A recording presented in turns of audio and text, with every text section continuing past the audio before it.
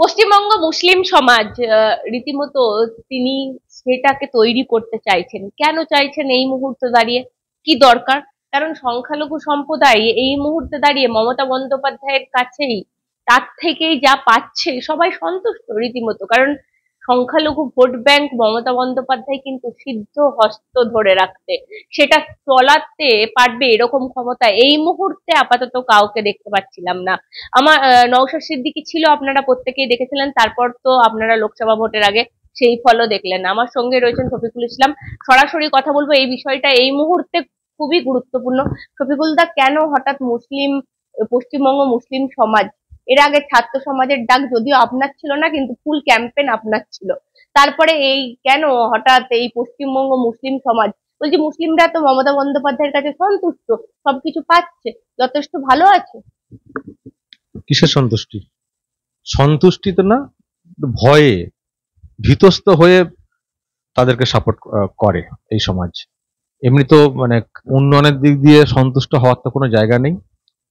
আমি কি বলতে চাইছি, আমি যেটা বলতে চাইছি যে যখন এই মুসলিম সমাজের ভোটে একটা সরকার দাঁড়িয়ে রয়েছে, যদি এই সমাজ পাশে না থাকতো এই সরকার টিকতো না, আবার নতুন করে গঠিত হতো না। তাদের জন্য কাজটা কি করছে? তাদের জন্য কি কাজ করেছে? শুধু ওই কিছু ভাতা দেওয়া ছাড়া আর ওই ভয় দেখানো ছাড়া কি করতে পেরেছে? আমরা বলছি, মুসলিম সমাজকে জাগানোর চেষ্টা করছি যে যখন এই সমাজের ভোটে সরকারটা টিকে আছে বা গঠিত হয়েছে নতুন করে, তো তাহলে দাবিটা করা যাক যে এই সমাজের উন্নতির জন্য এই এই দরকার। যেটা এখন কালকে একটা পোস্ট করা হয়েছে যে সংখ্যালঘু অধ্যুষিত ব্লকগুলোতে ন্যূনতম ফ্রি ইংলিশ মিডিয়াম স্কুল আর পরিযায়ী শ্রমিকদের কথা মাথায় রেখে মালদা মুর্শিদাবাদ এলাকাতে, মানে গুজরাটের সুরাতের যে ডায়মন্ড বুর্জ আছে বিজনেস হাব, সেই মডেলে ওখানে একটা তৈরি করতে হবে এবং হাওড়াতে একটা করতে হবে। আর মালদা মুর্শিদাবাদে যেটা হবে সেখানে একটা এয়ারপোর্ট তৈরি করতে হবে। একেবারে সুন্দর প্ল্যানিং। কারণ ওগুলো হলে কোম্পানি আসবে, বিনিয়োগ বাড়বে, আর পরিযায়ী শ্রমিক হিসেবে বাইরে বেশি কাজ করতে যেতে হবে না, এলাকায় কাজ পাওয়া যাবে। আর পরিযায়ী শ্রমিক বলতে আমরা যতটুকু জানি পরিসংখ্যান, এই রাজ্য থেকে যত পরিযায়ী শ্রমিক আছেন তার ম্যাক্সিমাম হচ্ছে এই সংখ্যালঘু মানে মুসলিম সম্প্রদায়ের। কেন হবে? যার জন্য সরকার গঠিত হতে পারছে, আর সেই সমাজের ছেলেমেয়েরা বাইরে গিয়ে অন্য রাজ্যে গিয়ে কাজ করবেন। বাংলাকে গুজরাট হতে দেবো না বলছেন বলে ভোট নিচ্ছেন, আর ছেলেরা গুজরাটে গিয়ে কাজ করে সংসার চালাবেন? এটা তো হতে পারে না। আমি সংখ্যালঘু বা মুসলিম সমাজকে জাগানোর চেষ্টা করছি যে এটা কেন করছেন। এবার তো উন্নয়নটাকে বুঝে নিতে হবে। শুধু ওই ভয়ের রাজনীতি, সুরসুরির রাজনীতি এইসব বললে তো হবে না।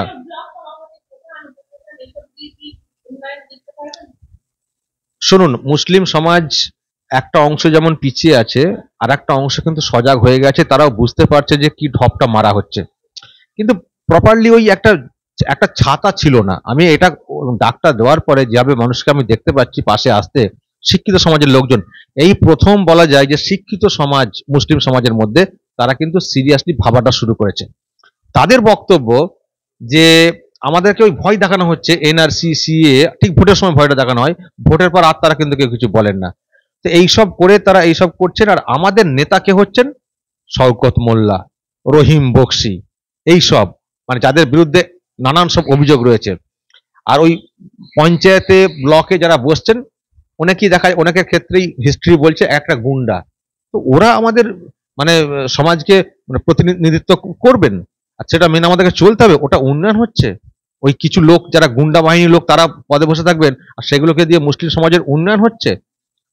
ঠিক করে কথা বলতে জানেন না, তারা তারা তারা হচ্ছে তারা পদে বসে ছড়ি ঘোরাবেন, আর বাকিরা সব ওই পরিযায়ী শ্রমিক হিসেবে বাইরে যেতে, কাজে যেতে বাধ্য হবেন। এটা উন্নয়ন হচ্ছে?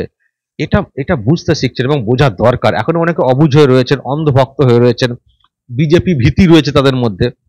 তো এইসব করলে চলবে না। আমরা বলেছি আমরা ওই সুরসুরির রাজনীতি চাই না, আমরা উন্নয়নের রাজনীতি চাই। উন্নয়নটা বুঝে নিতে চাই। যখন মুসলিম সমাজের ভোটের জন্য সরকারটা গঠিত হচ্ছে বারবার, তখন উন্নয়নটা আমাদেরকে বুঝিয়ে দিতে হবে, এটা আমাদের অধিকার। আপনি শুধু বললেন যে শওকত মোল্লা, রহিম বক্সি, কেন আপনি ফিরহাদ হাকিমের কথা বলছেন না? মেয়র, কলকাতার মেয়র একজন মুসলিম সম্প্রদায়ের একজন, তো সেক্ষেত্রে তো মুসলিমদের উন্নয়ন অনেক হচ্ছে, বুঝতে পারছেন না আপনি? তো কলকাতার লজ্জা, ফিরহাদ হাকিম হচ্ছেন কলকাতা পুরসভার এবং মেয়র পদের লজ্জা। ওই চেয়ারে বসে উনি বলেছেন নাকি বীরভূমের বাঘ বের হচ্ছেন। মানে এর থেকে লজ্জা আর কি হতে পারে? ওই চেয়ারে কে কে বসেছেন জানেন? মেয়রের চেয়ারে। আর উনি কাকে বাঘ বলছেন? যে লোকটা এই 2022 সালের আগস্ট থেকে এখন জাস্ট বেল পেয়ে বেরোচ্ছেন, তাকে তিনি বাঘ? তিনি কি ক্লিন চিট হয়ে বেরোচ্ছেন? তিনি তো বেল পেয়েছেন, তিনি তো খালাস হয়ে বেরোচ্ছেন না। আর এতদিন যে লোকটা ওই গরু পাচার কাণ্ডে জেলে ভর্তি ছিলেন, তিনি বের হচ্ছেন, তাকে বাঘ? তার তো মাথা নিচু করে তার বাড়ি ফেরা উচিত, লজ্জা নিয়ে বাড়ি ফেরা উচিত, এবং ওর হয়ে কারো কথা বলা উচিত না। সেখানে উনি ওই মেয়রের চেয়ারে বসে বলছেন বাঘ ফিরছেন। এর থেকে লজ্জার আর কিছু হতে পারে? তো উনি উনি উনি আমি জানি না, উনি মুসলিম সমাজের প্রতিনিধি। যদি ওনাকে বলা হয় যে ব্যক্তি এইরকম চোরদেরকে প্রশ্রয় দেয়, তাকে আর যাই হোক মুসলিম বলা যায় না। আমি একটা বড় কথাই বলে ফেললাম। যারা জোচ্চোরদেরকে সুরসুরি রাজনীতি, কি বললাম আমি? এই হচ্ছে সুরসুরি রাজনীতি। আমরা বলছি সুরসুরি রাজনীতি চলবে না। ভোটে ক্ষমতায় আসছো, উন্নয়ন করে বুঝিয়ে দাও। সংখ্যালঘু সম্প্রদায়কে তুলে আনো, কোথায় তুলে এনেছো সেটা দেখাও। কে? নুসরাত জাহান? সে তো তৃণমূলের মুখ। হ্যাঁ, তৃণমূলের হ্যাঁ। এখন যদি নুসরাত জাহানকে দিয়ে মুসলিম সমাজকে মানে প্রতিনিধিত্ব করা হয়, তাহলে আমি আর কি বলবো? আর একটা লজ্জা। সামিউল ইসলাম সম্পর্কে এখনো তো উনি জাস্ট রাজ্যসভার এমপি হয়েছেন, আমি এখনই তার সম্পর্কে কিছু বলছি না। কিন্তু নুসরাত জাহান, ফিরহাদ হাকিম, এদের নামগুলো বললে হয় না। যখন আমি মুসলিম সমাজের কথা বলছি, তখন মুসলিম হতে হবে, প্রকৃত মুসলিম হতে হবে। ওই ফতোয়াধারী মুসলিম না, আর ওই চোর মুসলিম না। প্রকৃত মুসলিম, সততার প্রতীক হিসেবে থাকতে হবে। মুসলিমদের রীতি নীতি, হারাম হালাল বেঁচে খাওয়ার মানসিকতা যার আছে, তাকে আমি মুসলিম হিসেবে ধরবো। আর চেয়ারে বসে চোরকে বলবেন বাঘ, তারপরে নুসরাত জাহানের কথা বলছেন, যার ব্যাপারে আর কি বলবো। এদেরকে দিয়ে হয় না। ওদেরকে দিয়ে তৃণমূল কংগ্রেস বসিরহাট যেতে যায়, ক্ষমতায় যেতে যায়, সরকারে আসা যায়, সব করা যায়। কিন্তু আমরা ওনাদেরকে মানি না যে ওনারা মানে মুসলিম সমাজের প্রতিনিধি, মানি না। নাম হয়তো মানে ফিরহাদ হাকিম, নাম হয়তো নুসরাত জাহান, নাম হয়তো আমার নাম শফিকুল ইসলাম। আমি যদি ইসলাম মানে যে ব্যাপার, যদি আমি সেটাই না মেনে চলি, যদি আমি চোরকে সাপোর্ট করি, যদি আমি নানান কর্মকাণ্ডকে সাপোর্ট করি যেগুলো অনিয়ম, যেগুলো ইসলাম মানেই না, সেগুলো করি, তো তাদেরকে দিয়ে আমি বলবো যে ওরা আমাদের সমাজের প্রতিনিধি। এখানে আমার একটা প্রশ্ন, আপনি সংখ্যালঘু সম্প্রদায়ের প্রতিনিধি, মানে একটা পশ্চিমবঙ্গ মুসলিম সমাজ, তার যদি মুখ হয়ে আসেন, আমি বলছি রাম মন্দির প্রতিষ্ঠা হচ্ছে, সেখানে চলে যাচ্ছেন আপনি। আপনাকেই তো সবাই বলে যে মুসলিম সমাজের কলঙ্ক, আপনাকে সবাই বলে। আপনি বিজেপির দালাল তো, যেমন বলেই তেমন বলে মুসলিম সমাজের কলঙ্ক। বিজেপিটাকে একদম মানে যথেচ্ছ ভাবে প্রমোট করার একটা মাধ্যম হচ্ছে আরামবাগ টিভি, শফিকুল ইসলাম। আমাকে কলঙ্ক বলেন, আর ফিরহাদ হাকিমকে কি বলবেন, যিনি জেল খাটা একজন আসামিকে বলছেন যে বাঘ? তিনি মুসলিম সমাজের কে? নুসরাত জাহান যার কথা বলছিলেন, তিনি যা কর্মকাণ্ড করেছেন, তিনি কি কলঙ্ক? কি কলঙ্ক না? আমি কলঙ্ক, কারণ আমি তৃণমূল কংগ্রেসের পক্ষে কথা বলি না বলে, এটাই হচ্ছে কলঙ্ক। এই জন্য, আর কিছু জন্য না।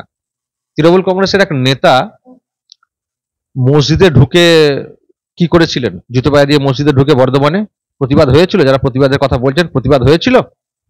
আমি কলঙ্ক হয়ে গেলাম, কারণ আমি তৃণমূল কংগ্রেসের পক্ষে কথা বলি না কেন? আসলে এগুলো কারা বলছেন বলুন তো?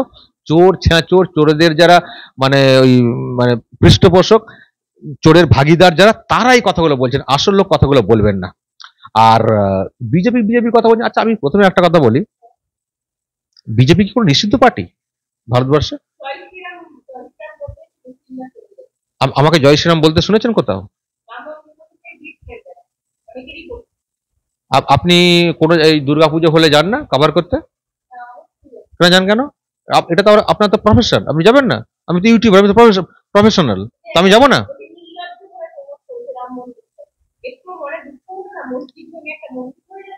আমি সেখানে গেছিলাম, আমি আমার প্রফেশনাল জায়গা থেকে গিয়েছিলাম। আমি সেখানে গিয়েছিলাম আদালতের বিচারকে মান্যতা দিয়ে আমি গিয়েছিলাম। আদালত যে বিচার করে দিয়েছে তার ঊর্ধ্বে আমরা কেউ না। আদালত একটা বিচার করে দিয়েছে একটা ডিসপিউট, একটা ব্যাপার নিয়ে, আমরা সেটাকে মেনে চলতে চাই। আর ওই বিতর্কের জের বেশি দূর না গড়াক, সেটাও আমরা চাই। বাকি যা আছে, যেভাবে আছে, আমরা সেগুলোকে নিয়ে বাঁচতে চাই। আমরা ভারতবর্ষে রয়েছি, আমরা ভারতীয়, এখানে সব ধর্মের মানুষ আমরা পাশাপাশি থাকতে চাই। যখন কিছু ঘটনা ঘটে কোনো বিতর্কিত ব্যাপারের জেরে, সেটা যদি কোথাও নিষ্পত্তি ঘটে যায় এবং সেখানে সুপ্রিম কোর্ট ঘটিয়ে দিয়েছে, তবে সেটাকে কি নিয়ে উস্কাবো নাকি? এটাই তো তফাৎ। যাদের যাদের কথা বলছেন আমাকে, তাদের সঙ্গে এটাই হচ্ছে তফাৎ। আর এটার জন্যই তো আজকে সংখ্যালঘুদের এই হাল বাংলাতে।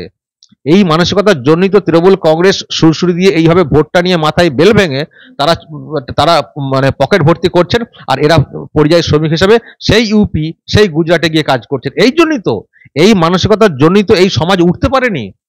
তারা তো এই সুরসুরিতে মজা পান বা কেউ ভয় পান। আর তার যখন সত্য কথাগুলো বলি, আমি যদি মন্দির সম্পর্কে কিভাবে হয়েছে গঠিত, কি পরিকাঠামো, আমি যদি সেটা তুলে ধরি, তো সমস্যা কোথায়? আমি কি সেখানে গিয়ে পুজো করেছি, আমাকে দেখেছেন? আমি কি অঞ্জলি দিয়েছি, আমাকে দেখেছেন? নাকি আমাকে জয় শ্রীরাম বলতে দেখেছেন? যদিও যদি কেউ বলেও থাকে, তিনি মন থেকে বলছেন কিনা, এটা বিশ্বাসের জায়গা থেকে বলা। এটা বিশ্বাসের জায়গা থেকে বলা, যার যা বিশ্বাস আছে সে তিনি বলবেন। আমি একটা কথা বলছি, আপনি হ্যাঁ আমি একটা ইউটিউব খবর করছি, আমার আমার পাশে কেউ এসে জয় শ্রীরাম বলে দিলেন, তা থেকে আমার আমার আমার ইমান চলে যাবে? জয় শ্রীরাম তো একটা বিশ্বাস থেকে বলা। আমার বিশ্বাস আছে কিনা আছে আমার ভিতরের বিষয়। তো আমার পাশে আমার মায়েকে যদি কেউ এসে জয় শ্রীরাম বলে, তো আমাকে কি ওই ওই আওয়াজটা কি কেটে দিতে হবে? ওটা ওটা চালালে কি আমি মানে অমুসলিম, মানে আমি হয়ে গেলাম, আমি কলঙ্ক হয়ে গেলাম? ইসলাম ধর্ম, ধর্মের ভুল ব্যাখ্যা চলে বাজারে। ইসলাম ধর্ম পরিষ্কার বলে দিয়েছে যে, আমি জানি এটা অনেক ভুল কনসেপ্ট এসে গেছে বাজারে, কিন্তু ধর্মকে আঘাত করার কথা কিন্তু ইসলাম ধর্ম বলে না। কথা আপনাকে বলছি, পশ্চিমবঙ্গ মুসলিম সমাজ একটা গঠিত হচ্ছে, হোয়াটসঅ্যাপ গ্রুপ হয়েছে, সবই ভালো। বলছি এই পশ্চিমবঙ্গ মুসলিম সমাজ এরা কি কিছু করতে পারবে? কারণ আমরা দেখলাম একটা আইএসএফ হিসেবেও দল, একটা যেখানে সংখ্যালঘু মুখ নওশাদ সিদ্দিকী উজ্জ্বল শিক্ষিত সবই ছিল, তাহলে কেন নওশাদ সিদ্দিকী কিছু করতে পারলো না? আপনার এত কনফিডেন্ট কিসের যে আপনারা পারবেন? আমি জিজ্ঞাসা করছি, আমি কারোর সাথে তফাৎ করতে চাইছি না। আমি নওশাদকে নিয়ে কিছু বলতে চাই না, ওর পলিটিক্যাল পার্টি, আমরা কিন্তু পলিটিক্যাল পার্টি না। আমরা কিন্তু কোনো পলিটিক্যাল পার্টিতে জয়েন করব সেটাও আমরা বলছি না। আমরা একটা উদ্দেশ্য নিয়ে এগোতে চাইছি যে আমাদের অধিকারটা বুঝিয়ে দাও, বা আমাদেরকে তুলে আনার জন্য সরকারি সহযোগিতা করো। এবং যেখানে আমাদের ভোটে তোমার সরকারটা গঠিত হচ্ছে, মানে মুসলিম সমাজের ভোটে, আমাদের বলতে মুসলিম সমাজের কথা বলছি, যখন মুসলিম সমাজের ভোটে এই সরকারটা গঠিত হচ্ছে, তাহলে মুসলিমদেরকে উন্নয়নটা বুঝিয়ে দাও সুরসুরি ছাড়া। এবার আপনি বলছেন যে পারবেন। দেখুন, এই প্রথম, ভালো করে লক্ষ্য করবেন, এই প্রথম একটা সমাজের উন্নতি ঘটানোর ক্ষেত্রে একটা মুসলিমদের মধ্যেই একটা শিক্ষিত সেকশন ভাবছে। এখনো পর্যন্ত যে কমিটি বা যে গ্রুপ তৈরি হয়েছে আমার কাছে, সবাই কিন্তু ন্যূনতম গ্রাজুয়েট। আমরা কিন্তু এই সমাজের ব্যাপারটা একটা অন্য সেকশনকে ছেড়ে দিতাম, যে ওরা যা বলছে তাই হবে, ওদের কথাই শুনে শুনে চলতেন অন্যরা। আমরা কাউকে অসম্মান করছি না, সকলকে আমি মনে করি সবার একটা গ্রহণযোগ্যতা আছে, তারা করবেন, তারা বলবেন। কিন্তু এই প্রথম সিরিয়াসলি যে গ্রাজুয়েট, শিক্ষিত, উচ্চ শিক্ষিত লোকজনেরা এই সমাজকে মানে উন্নত করার জন্য তারা ভাবতে শুরু করেছে। এবং যেটা পলিটিক্সে ডিরেক্টলি ঢুকে যাবে এরকম না, আমাদের কোনো পলিটিক্স নেই। যে উন্নয়ন করতে পারবে তাকে আমরা সমর্থন করব, এই হচ্ছে আমাদের সিদ্ধান্ত। যে বলবে এটা করে দেবো, চলো তোমাকে সাপোর্ট করে দিলাম। আমরা কাজটা বুঝতে চাই, আমাদের এখন রাজনীতি করে নেতা হওয়া, মন্ত্রী হওয়া, এইসবে আমাদের ঝোঁক নেই। একদম, আমি বলছি এইটা যেদিন আপনি বললেন, যেদিন বার্তা দিলেন, সেদিন রাতেই আপনার অ্যাকাউন্ট সিজ হয়ে গেল, শুরু হয়ে গেছে তো আপনার ক্ষেত্রে? আমার লাইফ খুব টাফ, আমি মনে করি আমার লাইফ খুব টাফ, এখনো এরকম চলছে, আরো কঠিন দিন আসছে আমাকে, আমি কঠিনের মধ্য দিয়ে আমি এগোচ্ছি, তো সুতরাং আমার এইভাবে আমাকে চলতে হবে। আরো কঠিন পরিস্থিতি আসবে, অ্যাকাউন্ট ফ্রিজ হয়েছে, জানি না ওটা থেকেই শুরু হলো কিনা। তো যাই হোক, এ লড়াই চলবে, চলবে, যতই কঠিন পরিস্থিতি তৈরি হোক না কেন, আমার কাজ কিন্তু চলবে, আমাকে দমাতে পারবে না। না, অ্যাকাউন্ট আজকে খুলেনি, আজকে হিয়ারিংটা হয়েছে, পুলিশের কাছে রিপোর্ট চাওয়া হয়েছে। সেই রিপোর্টে যেটা মানে পুলিশের কাছে রিপোর্ট চাওয়া হয়েছে যে কেন, কি কারণে মানে অ্যাকাউন্টটাকে ফ্রিজ করা হয়েছে, কেসের কি মেরিট ইত্যাদি। 1 অক্টোবর আবারও ডেট দেওয়া হয়েছে, দেখা যাক সেদিন কি হয়।